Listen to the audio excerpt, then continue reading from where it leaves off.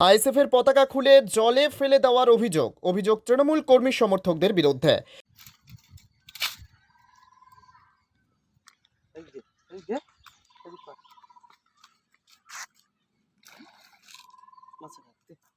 হিঙ্গলগঞ্জ বিধানসভার চক পাটলি খানপুর এলাকার ঘটনা।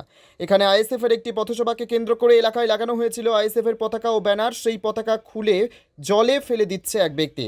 আইএসএফের পক্ষ থেকে অভিযোগ, তৃণমূলের কর্মী সমর্থকরাই আইএসএফের পতাকা খুলে জলে ফেলে দিচ্ছে এবং তারা প্রশাসনিক হস্তক্ষেপের দাবি করছে।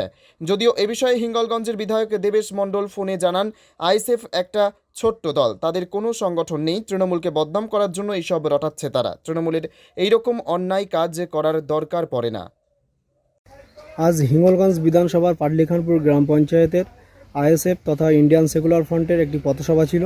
যে পথসভাকে কেন্দ্র করে আমরা পাটলিখানপুরের 20টি বুথে আমরা পতাকা লাগানোর কাজ করি এবং আমাদের ছেলেরা সেই কাজ করে এবং তৃণমূলের কিছু হারমাদরা সেই পতাকাগুলি খুলে পানিতে ফেলে দেয়। এর জন্য আমরা হাসনাবাদ থানা কমপ্লেন দায়ের করেছি এবং এর আমরা সুস্থ বিচার কামনা করছি। আমি ইন্ডিয়ান সেকুলার ফ্রন্টের হিঙ্গলগঞ্জ বিধানসভার অবজারভার। হিঙ্গলগঞ্জ থেকে সুকান্ত দাসের রিপোর্ট, পিবি নিউজ।